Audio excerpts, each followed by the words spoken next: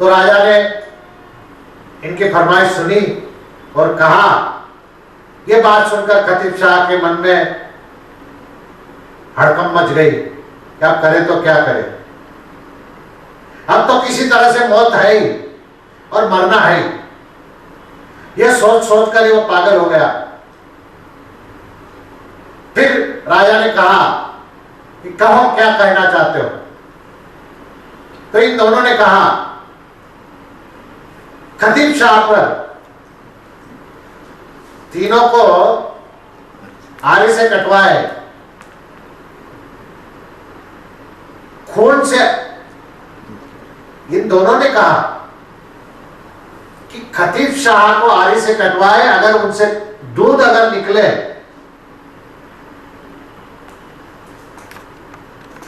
जब दरबार लगा तब ये दोनों को पूछा गया कि क्या पूछना चाहते हो, क्या बताना चाहते हो। तो खिवट जी और रणसी जी बोले, हे बादशाह, हम तीनों को आरी से कटवाया जाए और जिसके शरीर से खून निकलेगा उसे तो अपने आप सजा मिल जाएगी, और जिसके शरीर से दूध निकलेगा उसे महाशक्ति कर स्थान दिया जाए और वो पूजनीय बने, ऐसी व्यवस्था की जाए। तो राजा ने कहा मंजूर है। तीनों को आरियां चलाई गई। खतीब शाह के ऊपर आरी चली तो खून की धारा बहने लगी और खतीब शाह वहीं ढेर हो गए। इस प्रकार रणसिंह जी और खिवट जी के ऊपर भी आरी चलाने का काम शुरू हुआ। जैसे ही आरी चलाने का काम शुरू हुआ तो उनके शरीर से दूध की धाराएं बहने लगी। इतना दूध बहने लगा दोनों से कि जैसे नदियां बह रही है दूधों की। ये चमत्कार देखने के बाद राजा बड़ा अचंभा करने लगा और भयभीत सा हो गया, और उन्होंने राजा ने ऐलान कर दिया कि ये पूजनीय बनेंगे।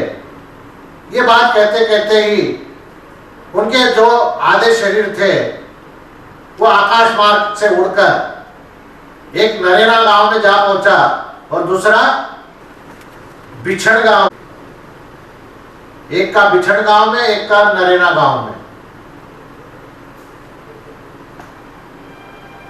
तो दोनों की समाधियां आज भी पूजी जाती है। वहां दूध और फल फूल चढ़ाए जाते हैं,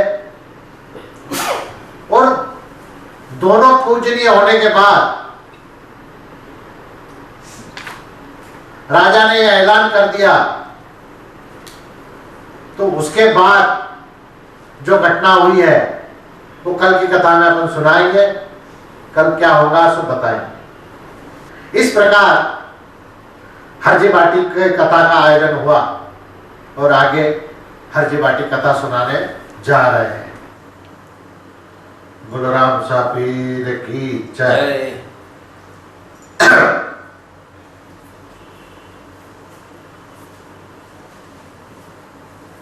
कल अपन ने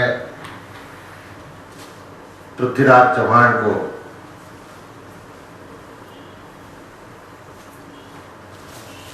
लड़ते देखा और उसके बाद वो शहीद हो गए।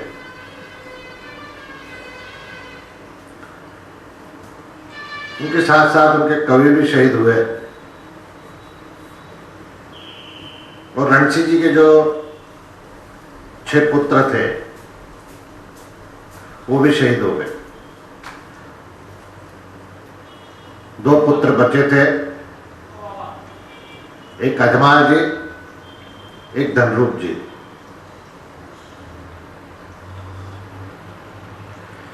ये सारा वृत्तांत देखने के बाद रणसिंह जी को बहुत क्रोध आया, तिलमिला उठे और मन में ठान ली कि अब मुगल साम्राज्य को पूरा नष्ट नाबूद करके ही रहेंगे।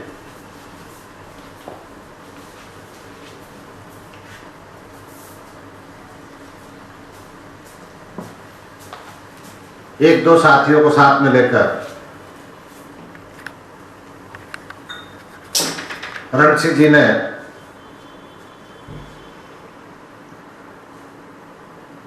मौला, फकीर, व्यापारी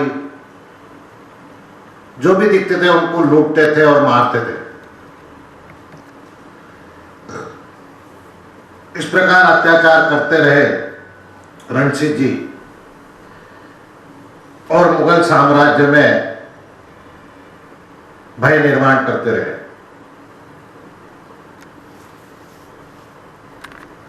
एक दिन की बात है, अकेले ही निकल पड़े और उन्हें एक कुटिया दिखाई दी। कुटिया के अंदर समस्त ऋषि बैठे हुए थे अपने शिष्यों के साथ। मुगल साम्राज्य होने के कारण इतना भय था हिंदुओं को भी। बड़े बड़े ऋषि मुनि कहो या बड़े व्यापारी कहो, ये मुगलों का वेश परिधान कर ही रहते थे। तो ऋषि भी अपने काले वस्त्रों में अपने कुटिया में बैठे थे। रणसिंह जी को भान नहीं रहा कि ये हिंदू है या मुसलमान है। कुछ भी ध्यान न रखते हुए सीधे जाकर वो कुटिया पे हमला करने लगे। ऋषि थे, पहुंचे हुए थे, सब जानते थे। उन्हें अपनी शक्ति से रणसिंह जी को वहीं रोक दिया और कहा, ए मूर्ख, तू जो ये कार्य करने जा रहा है ये बहुत गलत है, अत्याचार है। तुझे इस दुनिया में जीने का अधिकार ही नहीं है। पागलों की तरह निकलता है। वेश परिधान से कहीं इंसान की परीक्षा होती है क्या? तू कोई बात समझता नहीं है और सीधे वार करता है। जा, तुझे मैं श्राप देता हूं। और ऋषि ने उन्हें श्राप दे दिया कि तुझे कोढ़ फूट जाएगा, महारोग हो जाएगा और तू किसी काबिल नहीं रहेगा, दर दर भटकते रहेगा। इस श्राप सुनकर रणसिंह जी को बड़ा पछतावा हुआ कि अपन ने संतों को सताया है। इसका श्राप तो लगना ही है, इसकी सजा तो अपने को मिलनी है। दुनिया में सब करो लेकिन संतों को मत सताओ। उनके वाणी से अगर श्राप निकल गया तो दोबारा वो कुछ उपशाप देने के लायक भी नहीं रहता सामने वाला, और उपशाप मिल भी नहीं सकता।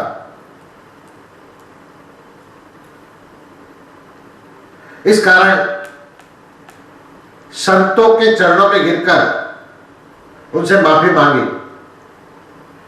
तो भी ऋषि मुनि ने उसे माफ नहीं किया। इस प्रकार रणसिंह जी वहां कुटिया से निकल चले। कुछ ही दिनों में उनके शरीर में कंपन सी होने लगी और महारोग निकलने लगा। ऋषि की वाणी खाली नहीं जाती, जो कहा है वह सत्य होता ही है। इस प्रकार रणसिंह जी हताश होकर द्वारकानाथ के लिए निकल पड़े। दूसरा कोई उपाय नहीं था। शरीर से बदबू आती थी, शरीर में अंगार होती थी, लाही लाही शरीर में होती थी, सहन करने की क्षमता भी नहीं थी ज्यादा। इस प्रकार वो द्वारकानाथ के यहां द्वारकाधीश से मिलने चले गए। द्वारकाधीश के दर्शन करके लौटते समय वहां खिवण जी नाम के एक व्यक्ति रहते थे, जो समक्ष ऋषि के शिष्य थे, बहुत भाविक थे, दुखियारों की सेवा करते थे, अन्नदान करते थे, लोगों को सही राह पे लाते थे।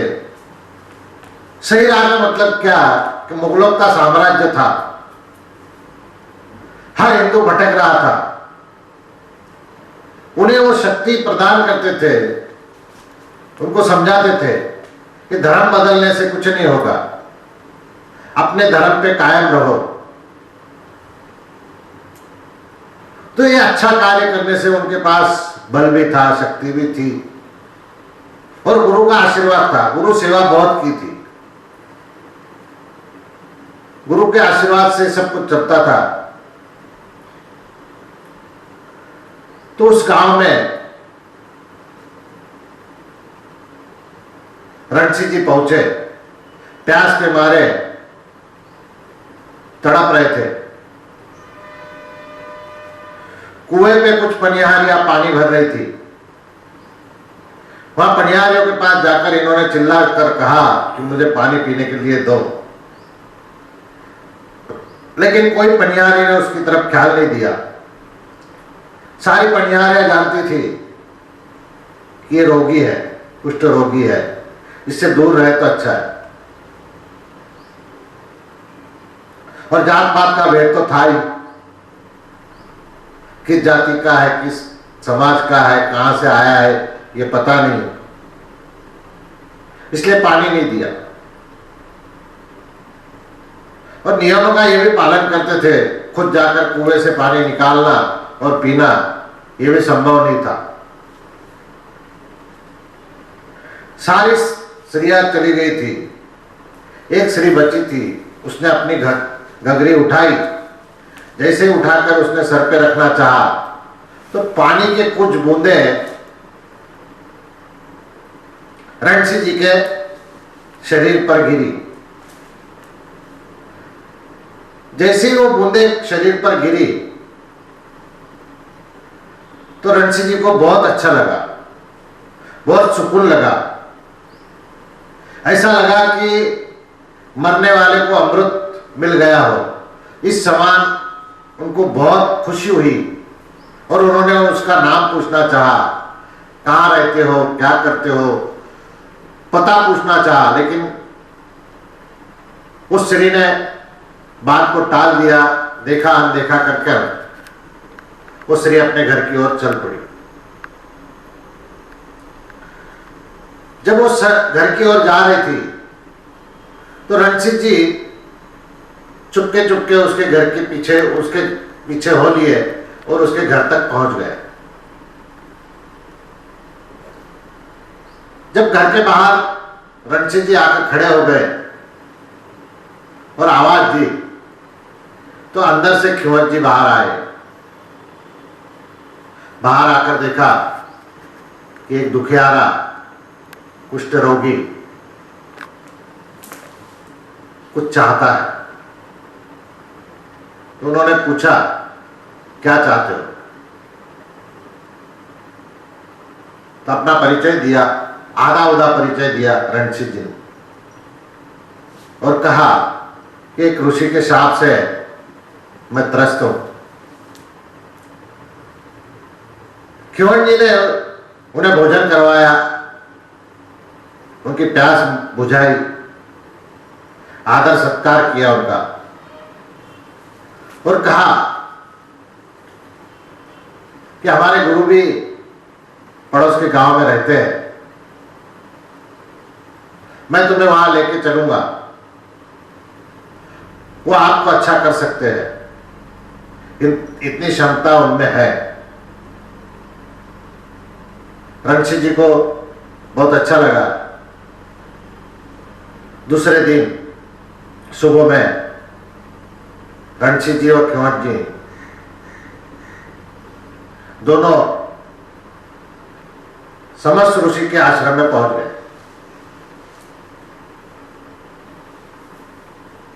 ख्यवन जी को लगा कि रणसिंह जी को बाहर ही बैठा दे, अभी परिचय नहीं है इनका और गुरुदेव को गुस्सा भी आ सकता है, इसलिए गुरुदेव से पहले पूछताछ कर ले, फिर अंदर कुटिया में ले जाए। ये सोचकर ख्यवन जी अपने गुरु को मिलने अंदर कुटिया में गए, गुरु से प्रणाम किया, दंडवत किया और गुरु से कहा विनती करके, हे गुरुवर, मेरा एक मित्र है जो कुष्ठ रोग से परेशान है,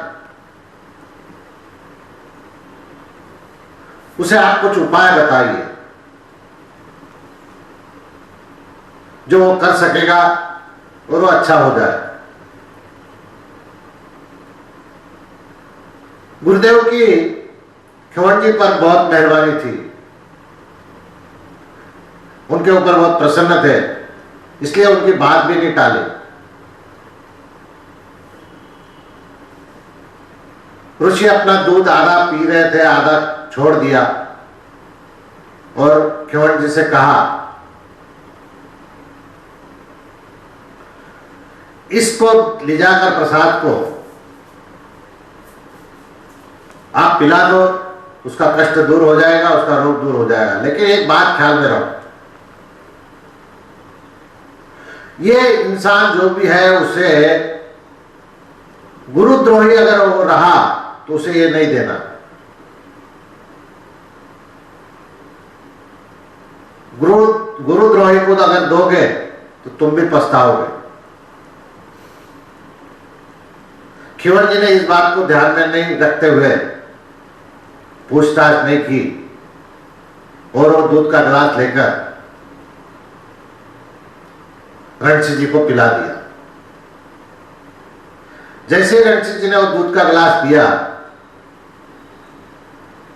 देखते देखते रणसिंह जी की काया कंचन समान हो गई। जब ये चमत्कार देखा तो दोनों भी भौचक्के हो गए और गुरु की कृपा का जयकारा करने लगे।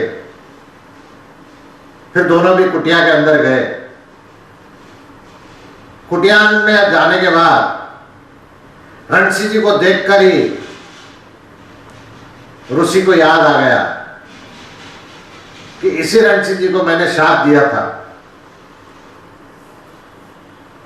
तो वहां क्रोधित हो गए ऋषिवर।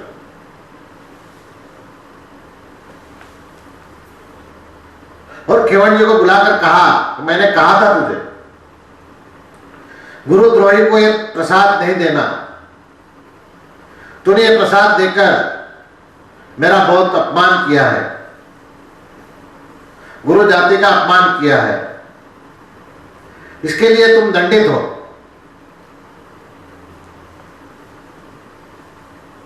बहुत क्रोध में आकर ऋषि ने दोनों को शाप दे डाला और कहा कि तुम दोनों भी आरी से कट के मरोगे। ये शाप मिलने के बाद दोनों रोए, गिड़गिड़ाए, गुरु के चरणों में गिर गए और कहा कि प्रभु इतना अन्याय मत करो। जब सारी बात रणसिंह जी ने सुनाई कि उनके ऊपर, उनके भाई के ऊपर, पृथ्वीराज चौहान के ऊपर क्या क्या अत्याचार हुए, कैसे हुए, इस कहानी को सुनने के बाद ऋषिवर को थोड़ा क्रोध जो था वो शांत हुआ और उन्हें लगा कि अपन ने जो किया है वो गलत किया। क्रोध में आकर मैंने शाप दे दिया, लेकिन इनका उपशाप भी देना जरूरी है। और कहा कि जब भी तुम्हारे ऊपर आरी चलेगी, तुम्हारे शरीर से लहू की जगह दूध बहेगा। और तुम्हारे जो शरीर हड्डियां जो होती है, शरीर मांस जो होता है, वहां फूलों का ढेर लग जाएगा। तुम्हारा शरीर फूलों में परिवर्तन हो जाएगा और तुम पूजनीय हो जाओगे, दुनिया तुम्हें पूजेगी। यह उपशाप दे दिया। दोनों को बड़ा आनंद मिला कि उपशाप तो मिला है, अपना नाम होगा, मरना तो ऐसे भी है, पर नाम कर कर अगर जाए तो बहुत अच्छा है। इस प्रकार रणसिद्धि तो चले गए अपने नरेना गांव में, वहां कुटिया में, आश्रम में लोगों को प्रवचन देते थे। और खिवन जी जो थे, उनकी बिच्छुक नाम की धुनी थी। उस धुनी पर जाकर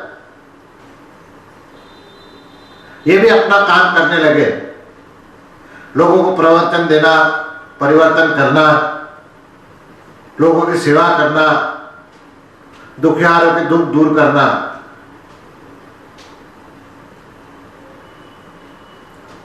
ये सेवा चलती रही दोनों की।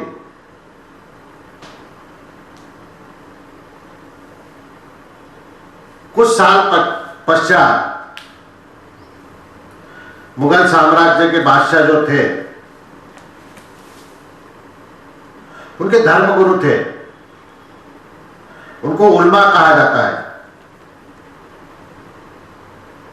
ये उल्मा को पता चला कि रणसिंह जी और खिवन जी दोनों ही धर्म परिवर्तन कर रहे हैं लोगों का, और लोगों का कल्याण कर रहे हैं।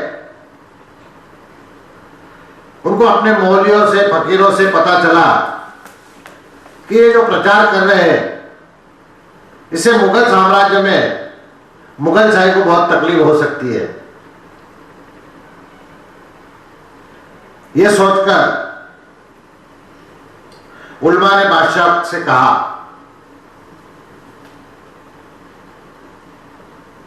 कि इस प्रकार अगर प्रचार होते रहा तो मुगल साम्राज्य को ठेस पहुंचेगी। इस कारण इसका बंदोबस्त करना जरूरी है। बादशाह को इस बात का पता चला, बताया गया, तो बादशाह ने हुक्मनामा निकाला कि दोनों को कैदी बनाकर लाकर दरबार में हाजिर किया जाए। दोनों को बंदी बनाकर लाया और राजा के समक्ष खड़ा किया।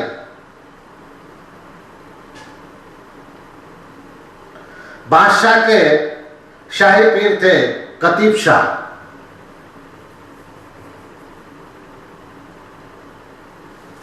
बादशाह ने कतीब शाह से कहा,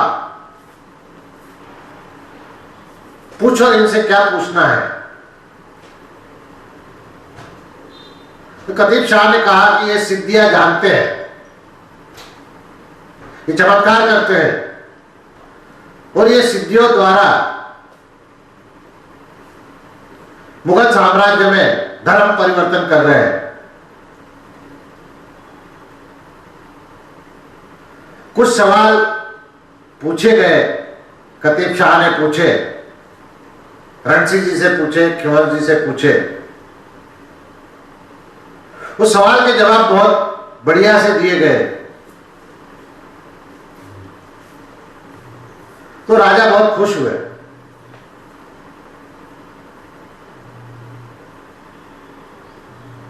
और कहा,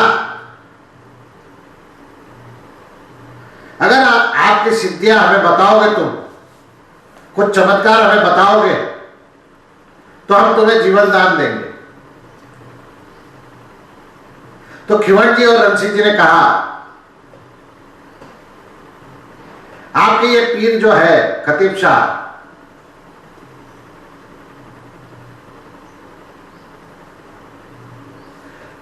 और हम दोनों सिद्धियों के लिए हम तैयार हैं। कतीब शाह ने भी कुछ चमत्कार दिखाए और हम भी कुछ चमत्कार दिखाएंगे। अगर हमारे चमत्कार फेल हो गए तो हमें मृत्युदंड दिया जाए। यह बात सुनकर कतीब शाह को मन में बड़ी घबराहट हो गई। अब मैं चमत्कार कैसे दिखाऊं और क्या दिखाऊं? दूसरे दिन राजा ने ऐलान कर दिया कि भाई अपने दरबार में, अपने राज्य में सिद्धियों द्वारा चमत्कार दिखाए जाएंगे। सभी मौलाओं को, फकीरों को, सभी प्रजाजनों को इकट्ठा होने का आदेश दिया गया। बड़ा ही पंडाल लगाकर वहां तीनों को खड़ा किया गया और बादशाह ने सवाल किया,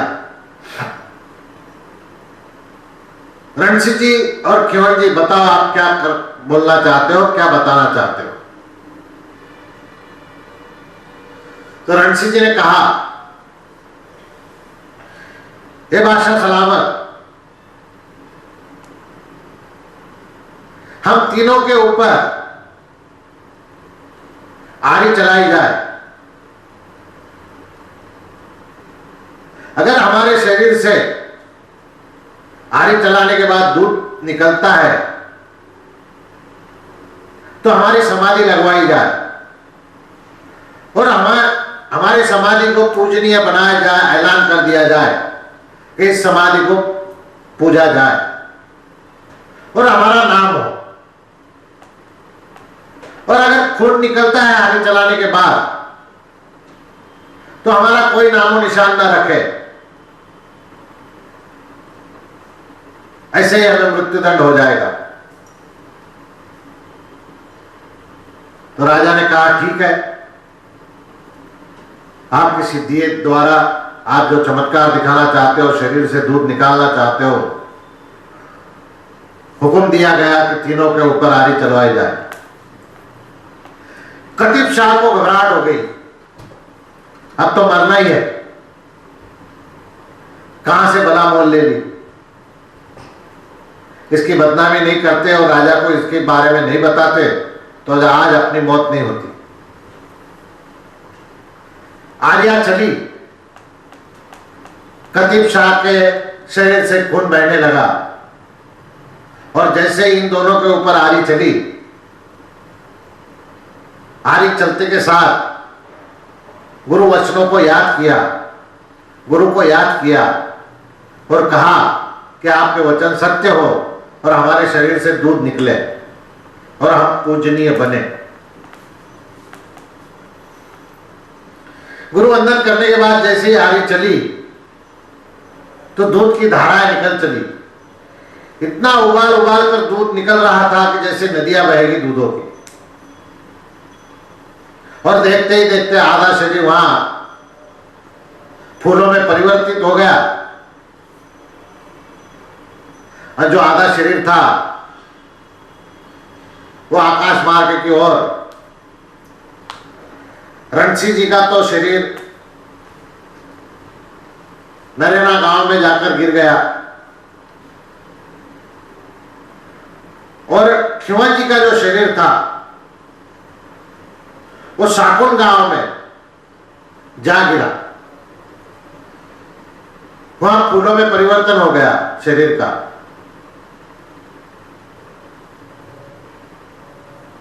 खिंवर जी के बेटे को यह बात पता चली, हदबल जी नाम था उनका, खिंवर जी के बेटे, उनको इस बात का पता चला कि राजा ने ऐसा किया है और अपने पिता की हत्या हुई है और शरीर आकर यहां गिरा है। तो क्रोध में आकर हदबल जी राजा के पास चले गए, तलवार निकाली। राजा ने देखते ही घबराहट हो गई क्योंकि इनके पिता इतने महावर थे इतनी सिद्धियां जानते थे, तो उनके बेटे में भी सिद्धियां होगी, ये घबराहट उनको।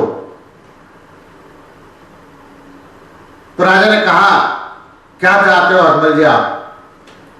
कहा कि इन दोनों की समाधि बनवाई जाए और समाधि के ऊपर दूध और फूल डेली चढ़ाया जाए, ताकि इनका प्रचार प्रसार हो और इनका नाम हो। बादशाह ने वैसे ही हुक्म निकालकर दोनों की समाधि हंसी जी की नरेना में और शाकुन में खिवा जी की समाधि आज भी है। आज भी वहां चमत्कार देखने को मिलते हैं। आज भी उस समाधि पर दूध और फूलों का वर्षाव करते हैं। जो मनोकामना है वो वहां रखो तो पूरी होती है। ऐसे चमत्कारी के यहां सिद्ध पुरुष बाबा का जन्म अवतार लेना ये मामूली बात नहीं। ऐसे ऐसे महान पुरुष होके गए जो देश के लिए, प्रजा के लिए कट मरे, अपना जीवन बलिदान कर दिया। ऐसे लोगों के यही अवतार होता है और प्रभु वहां आकर ही लीला बस करते हैं। अब अजमाल जी और धनरूप जी को भी यह बात पता चली।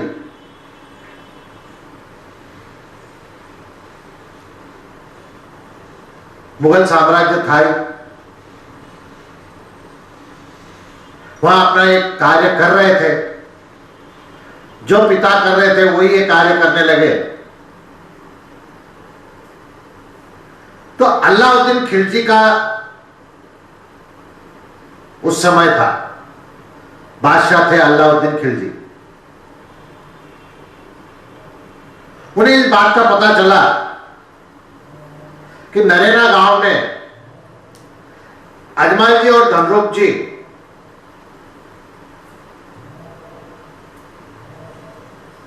जिनका कारोबार चलता है और जनता की बहुत सेवा करते हैं और परिवर्तन भी बहुत कर रहे हैं, इस बात की खबर अलाउद्दीन खिलजी को मिली।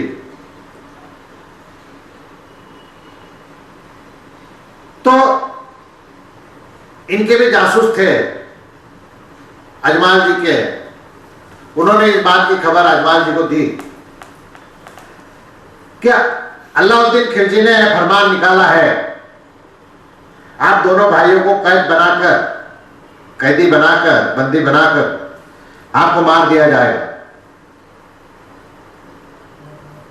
तो आप कृपा कर नरेना गांव छोड़कर कहीं और जाकर बसो। इस बात की खबर अजमल जी को मिलने के बाद अजमल जी और धनरूप जी पुष्कर के पास चावड़िया नाम का गांव है, वहां आकर बस गए। कुछ दिनों के पश्चात वहां पर भी राजा को खबर लग गई कि इस गांव में यह है। जैसे ही सैनिक आए तो ये दोनों वहां से निकल भागे। बाड़मेर जिले में शिवगांव के तहसील में उंडू कश्मीर गांव का एक गांव है, उड़ू कश्मीर। वहां जाकर ये दोनों बस गए। वहां जाने के बाद किसी को कोई खबर नहीं लगी, न राजा को लगी न किसी को। वेश परिवर्तन कर लिया और अच्छे से वहां अपना कारोबार जमा दिया। कारोबार जमाना का मतलब क्या है? अड़ोस पड़ोस के 10-12 गांवों पर इन्होंने अपनी जहांगीरी चालू कर दी। राजाशाही, राजे घराने का खून तो इनमें था ही। 10-12 गांव पे कब्जा करके अपनी हुकूमत चलाने लग गए। जैसलमेर में राजा जयसिंह का राज्य था।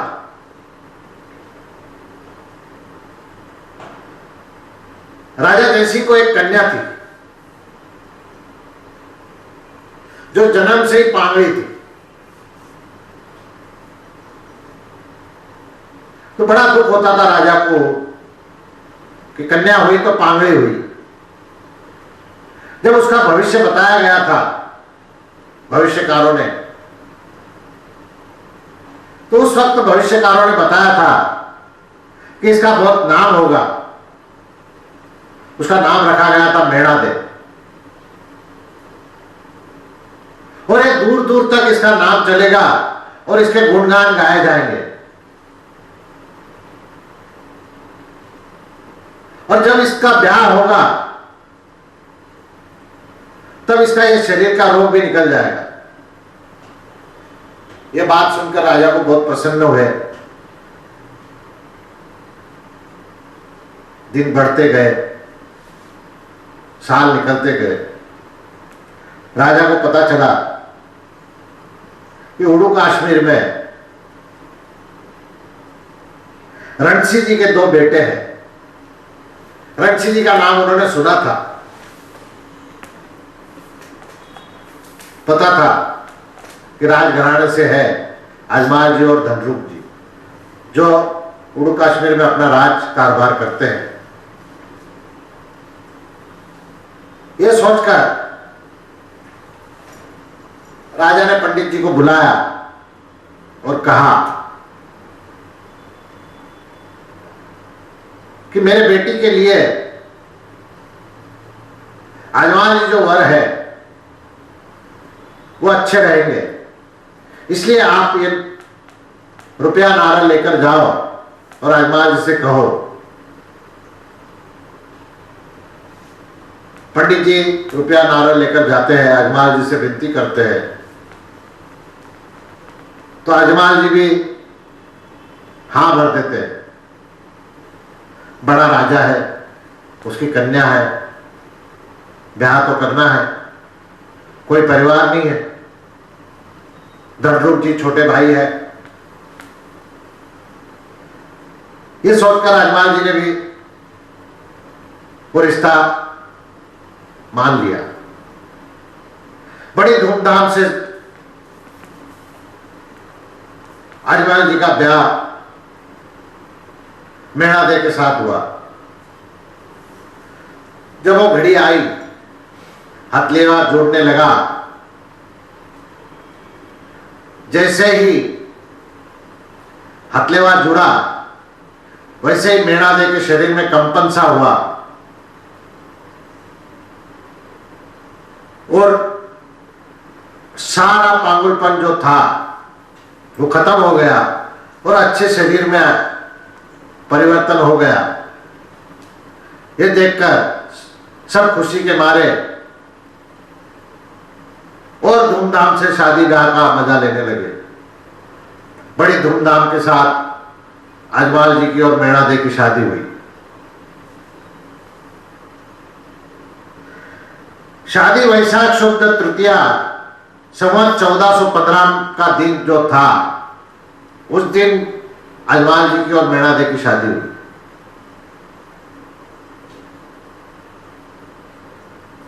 शादी में साथलमेर गढ़ करके एक गांव था, जो राजा ने अजमाल जी को शादी के तौर में कन्यादान में दे दिया। उसी का नाम आगे चलकर अजमाल जी ने पोखरणगढ़ रख दिया।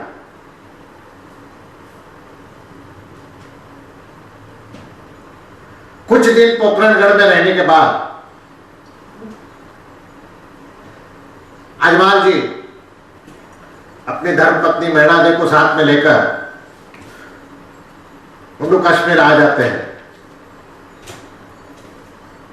वहां आने के बाद बड़े अच्छे से कारोबार करते हैं, राज कारोबार।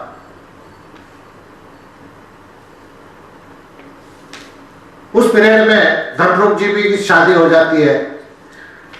इनके छोटे भाई की शादी का वर्णन कहीं इतिहास में नहीं है।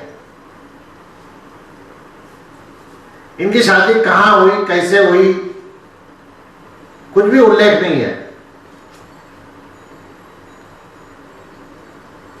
इतना जरूर है कि इनकी शादी हुई, इनको 2 लड़कियां हुई जिनका नाम था लाछाबाई और सुगुणाबाई। फिर बाद में इनको 2 कन्या होने के बाद धनरूप जी की पत्नी का स्वर्गवास हो जाता है और अजमाल जी भी पोखरणगढ़ आकर बच जाते हैं और उंडी कश्मीर का कारोबार धनरूप जी को सौंप देते हैं। छोटे भाई को कारोबार सौंपने के बाद छोटे भाई का मन नहीं लगता कारोबार में, राज कारोबार छोड़कर संन्यास लेना चाहते, कहीं और जाकर बसना चाहते। तो उन्होंने अजमाल से विनती की है कि मुझे कारोबार में कोई दिलचस्पी नहीं है, मैं संन्यास लेना चाहता हूं और राज्य छोड़कर जाना चाहता हूं। अजमाल जी ने उन्हें मना किया कि 2 कन्याएं हैं, इन कन्याओं को छोड़कर कहां जाओगे, इसलिए आपको राज्य कारोबार करना है। लेकिन धनरूप जी से रहा नहीं गया। एक दिन बिगर बताए, किसी को खबर न देते हुए धनरूप जी अपने राज्य को छोड़कर चल पड़ते हैं।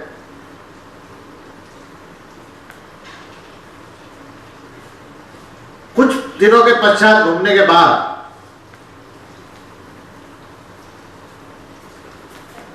धनरूप जी मेवाड़ के पास मंडी पायला गांव है, उस मंडी पायला गांव में जीवित समाधि ले लेते हैं। इस बात की खबर राजा अजमाल जी को लगती है। राजा अजमाल जी को यह खबर मिलने के बाद राजा अजमाल जी धनरूप जी की दोनों बेटियों को साथ में लेकर पोखरणगढ़ आ जाते हैं। पोखरणगढ़ आने के बाद अपना कारोबार करते हैं। राज्य कारोबार में बड़ा मन लगाकर काम करते हैं, प्रजा को अपनी संतान मानते हैं। कोई भी दुखी दरिद्री रहा तो उसके जाकर उससे पूछताछ करके उसका दुख का निवारण करते हैं। इस प्रकार राज्य करते करते कई दिन बीत जाते हैं। लेकिन एक बात उन्हें हमेशा सताती है अजमाल जी, इतना अच्छा कारोबार है, इतना सब कुछ है,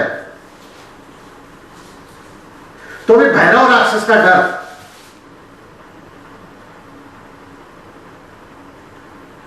हमेशा राजा के करीब में जहां पर भी कुछ पता चलता है कि इस गांव में आज भैरव ने आतंक मचाया, तो बड़ा दुख होता था अजमाल जी को। करे तो क्या करे।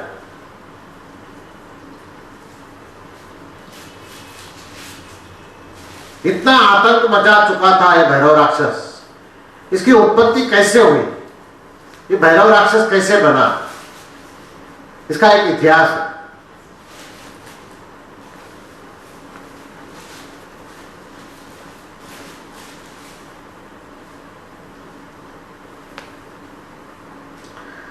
जो राजा अजमाल जी के ससुर थे, जय सिंह राजा जैसलमेर के, उनका एक चचेरा भाई था। उस चचेरे भाई को वो राजा ने 10-12 गांव जहांगीरी में दिए थे।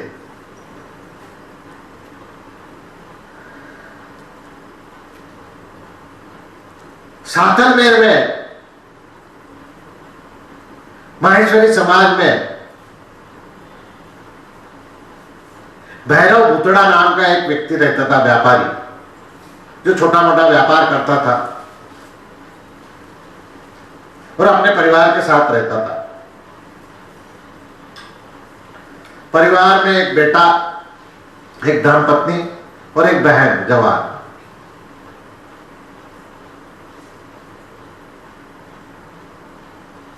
राजा जयसिंह के चचेरे भाई, जो 12 गांव उन्हें गिफ्ट में दिए गए थे, वो 12 गांव का कारोबार देखते थे, उन्हें जहांगीर कहते थे।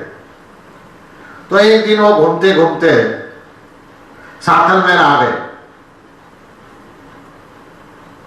और कुएं पर कुछ पनियारियां पानी भर रही थी। उसमें भैरव की बहन भी एक थी जो पानी भर रही थी। खूबसूरत थी, सुंदर थी, अति सुंदर जिसको कहा जाए।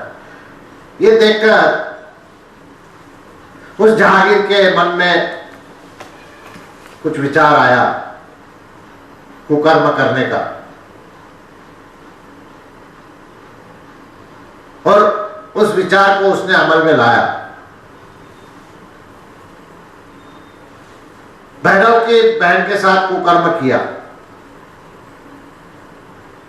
इस बात की खबर भैरव को बहन ने आकर भाई को बताई। भाई का बड़ा क्रोध। भाई ने फिर समाज के ठेकेदारों को, पंचायत को बुलाकर कहा कि इस प्रकार से अत्याचार मेरी बहन पे हुआ है और जागीरदार ने किया है,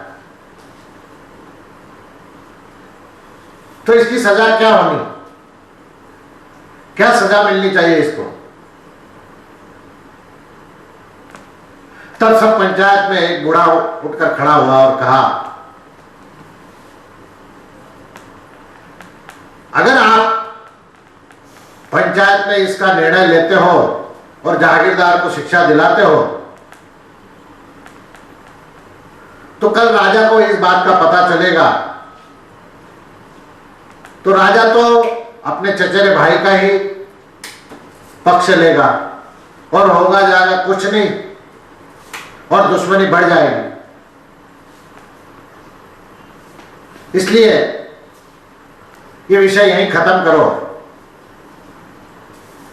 जो होना था तो हो गया। ये बात सुनकर पंचों की भैरव को बहुत गुस्सा आता है। ये बात बहन भी सुनती है। दूसरे दिन बहन जाकर अपनी आत्महत्या कर लेती है। भैरव को इस बात का और ज्यादा क्रोध आता है। क्या करे, शक्ति नहीं है, धन नहीं है, किसी का सहारा नहीं है, तो बदला ले तो कैसे ले। अपना जो व्यापार था वो बेटे को सौंपकर पागलों की तरह भैरव गांव गांव भटकता रहा। किसी से सहायता मिलती है क्या। घूमते घूमते काशी जा पहुंचा। काशी में एक अवगढ़ बाबा मिल गए जिनका नाम था बालीनाथ। सिद्ध पुरुष थे, त्रिकालदर्शी थे, सब जानते थे। जब वो मिले भैरव से तो भैरव ने अपनी गाथा सुनाई कि इस प्रकार मेरे बहन पे गांव वालों ने अत्याचार किए, जागीरदार ने अत्याचार किया। ये बात सुनकर अवगढ़ बाबा को, बालीनाथ जी को बड़ा दुख हुआ और भैरव से कहा, मैं तुम्हें बदला लेने का एक उपाय बताता हूं, लेकिन मेरी बात तुमको मानना पड़ेगी।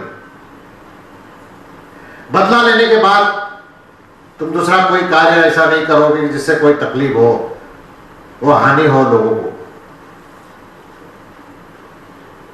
तो भैरव ने कहा कि मैं आपको गुरु मानता हूं, गुरु चरणों में वंदन करता हूं, गुरु की बात मैं टालूंगा नहीं, गुरु के वचन याद रखूंगा। वो भी साधु को मोहित कर लेता है, अपने जाल में फंसा लेता है। बालीनाथ जी तो अपने भोले भाले थे। बालीनाथ जी ने उसे उपाय बता दिया।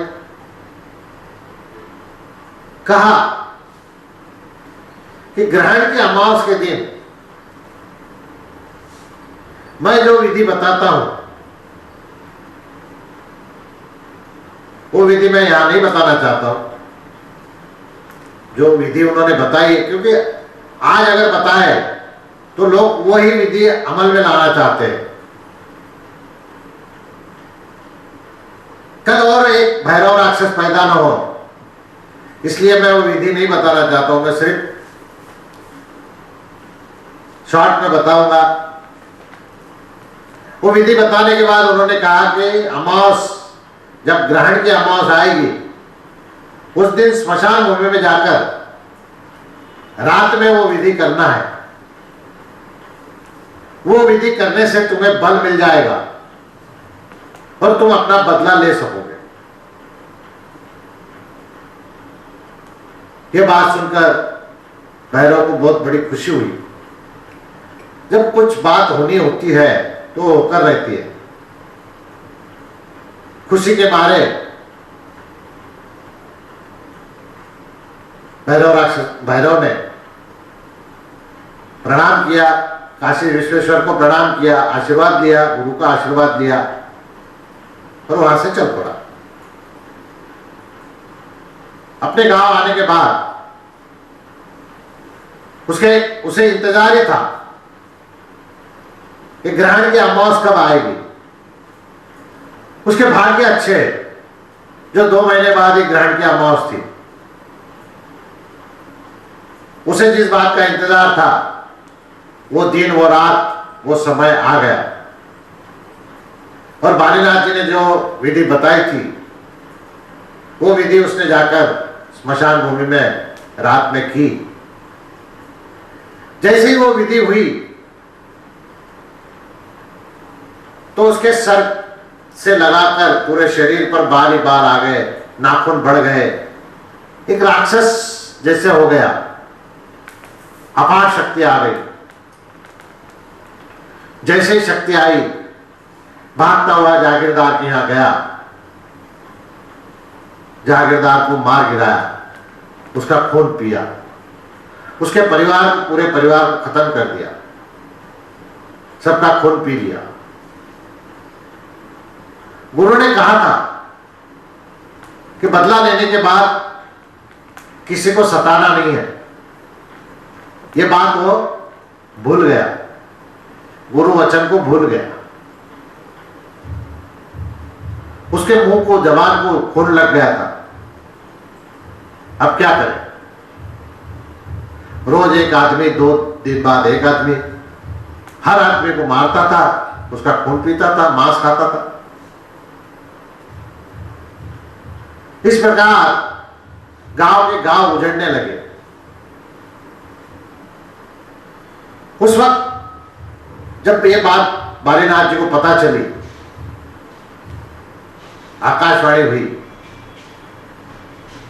हे बालीनाथ, आपको पश्चिम दिशा की ओर जाना है, जहां प्रभु का अवतार होने वाला है और आपको मिलने वाले हैं। और आप जिस शिष्य को आपने शिक्षा दी उसने आतंक मचा रखा है, तो आप वहां जाकर उसे रोके, कुछ उपाय करें। मारना तो संभव नहीं था, गुरु मार नहीं सकते, चाहते तो भस्म कर सकते थे, लेकिन उस साधु को पाप लगता था, एक हत्या का पाप। इतना बल था, इतना मंत्र में पावर शक्ति थी कि वो मंत्र अगर फूंक दे तो भी भैरव राक्षस का अंत हो सकता था। लेकिन उस पाप का भागीदार कौन बने? कि वो महापापी था।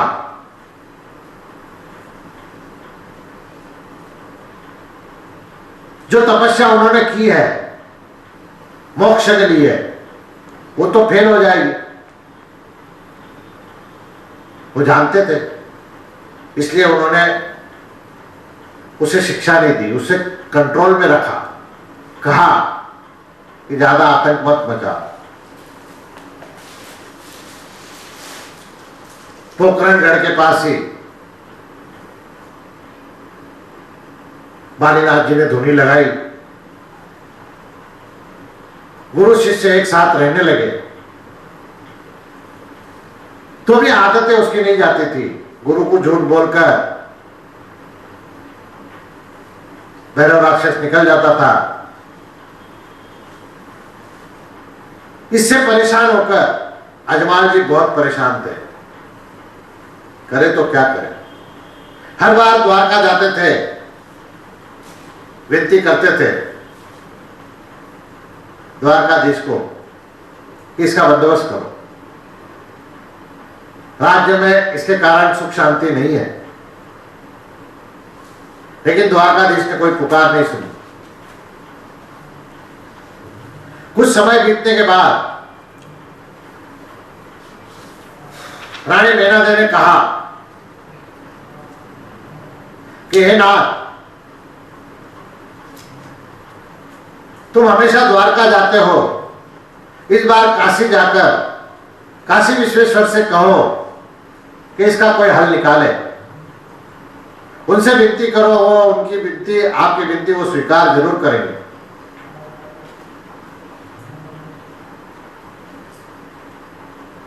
ये बात सुनकर अजमाल जी काशी जाते हैं। काशी विश्वेश्वर को प्रार्थना करते हैं। जैसे ही प्रार्थना होती है, आकाशवाणी होती है, हे अजमल, तेरे जो इष्ट देवता है द्वारकाधीश, उन्हीं के चरणों में जाओ और उन्हें ही ये संदेशा दो, वही तारणहार है, वही इसका निवारण कर सकते हैं। यह आकाशवाणी सुनकर हरजी भाटी को जरा मन को तसल्ली हुई। अपने गांव पोखरण आए, राज्य कारभार देखने लगे।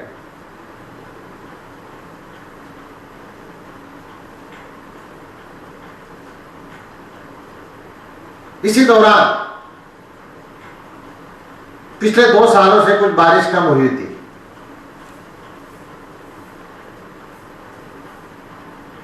तो अकाल सा पड़ा हुआ था। प्रजा को बहुत चाहते थे, प्रजा में हाहाकार नहीं मचे, प्रजा अपना राज्य छोड़कर नहीं जाए। इस कारण राज दरबार के जो भंडार थे वो खोल दिए गए थे। भंडार में से जो भी, जिस जनता को जो भी अनाज लगे वो ले जाए और अपना भरण पोषण करे। इतना प्रेम था प्रजा से, अपने राज्य से। इस कारण कारोबार चलता रहा। बारिश न होने के कारण भी किसी को महसूस नहीं हुआ कि अकाल पड़ा है। द्वारकाधीश से प्रार्थना की, प्रार्थना स्वीकार की द्वारकाधीश ने, और बड़ी जोरों से बारिश हुई। बारिश होने के कारण किसानों में खुशी की लहर छा गई। बहुत अच्छी बारिश हुई है, 3 दिन तक बारिश चली थी।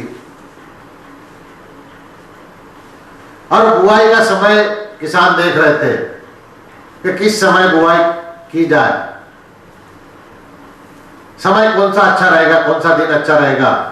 मुहूर्त निकाला गया। 2 दिन बाद मुहूर्त निकला।